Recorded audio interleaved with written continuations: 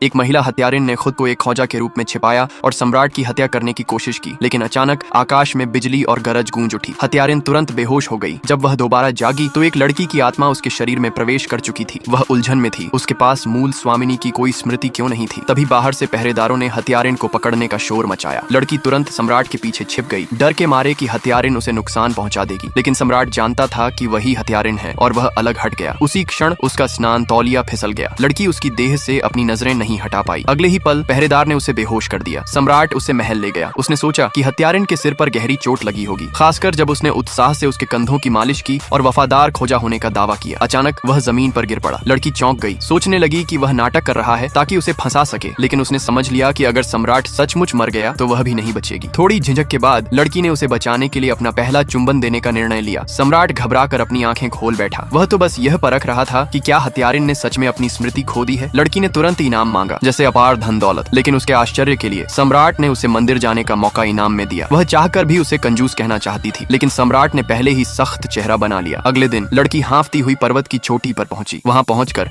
सम्राट ने उसे आदेश दिया कि वह अकेले मंदिर की सफाई करे। गुस्से में लड़की ने झाड़ू की ओर इशारा किया और उसे ऐसे डांटा जैसे वह सम्राट हो। उसे पता नहीं था कि सम्राट पूरा समय उसे देख रहा था। पहरेदार समझ नहीं पा रहा था कि सम्राट हत्यारिन को अपने पास क्यों रखता है, लेकिन सम्राट उसकी बातों से मनोरंजित था। इतना मूर्ख कोई हत्यारिन कैसे हो सकता है। कुछ देर बाद लड़की थक कर एक कोने में आराम करने लगी। अचानक उसे भीतरी कक्ष से आवाजें सुनाई दी। पता चला कि 3 हत्यारे अंदर छिपे थे। वे अपने नेता की प्रशंसा कर रहे थे कि वह सफलतापूर्वक सम्राट का विश्वास जीत चुका है। यह सुनकर लड़की भागी भागी सम्राट के पास पहुंची। उसने दावा किया कि अभी अभी उसने हत्यारों से भीषण लड़ाई की है और जाना कि उनका नेता सम्राट के पास छिपा हुआ है। फिर उसने लड़ाई का दृश्य दोबारा इनेक्ट करना शुरू कर दिया, लेकिन गलती से गिर गई। सम्राट ने समय रहते उसे पकड़ लिया और उसकी अद्भुत कला की प्रशंसा की। हालांकि यह दृश्य एक उपपत्नी ने देख लिया। असहज महसूस करते हुए सम्राट वहां से चला गया, लेकिन उपपत्नी ने लड़की को रोक लिया। इरादा था कि वह उसे सम्राट के पास चालबाजी करने पर दंडित करे। लड़की ने तुरंत कहा कि वह उपपत्नी की व्यवस्था कर सकती है कि वह सम्राट की सेवा करे। यह सुनते ही उपपत्नी का गुस्सा तुरंत गायब हो गया। रात में लड़की ने विशेष धूप जलाई और उसे सम्राट के सामने रख दिया। इससे आधे घंटे में वह तीव्र गर्मी महसूस करेगा। तभी पहरेदार ने आकर सूचना दी कि मंदिर में आग लग गई है। सम्राट अनुष्ठान की सामग्री को लेकर चिंतित था और देखना चाहता था, लेकिन लड़की ने तुरंत उसे रोका, जोर देकर कहा कि यह बहुत खतरनाक है। उसी समय बाहर से हथियारों की आवाजें आईं। हत्यारे जल्द ही कमरे में घुस आए, लेकिन पाया कि वह खाली है। दरअसल लड़की पहले ही सम्राट को लेकर भाग गई थी और उसे एक सुनसान कमरे में छिपा दिया था। हालांकि लड़की ने सम्राट के चेहरे पर असामान्य लालिमा देखी। उसने समझा कि धूप असर दिखा रही है और वह जाने लगी, लेकिन अगले ही पल उसे जोर से पीछे खींच लिया गया और उसका खौजा वाला टोपी भी गिर पड़ा।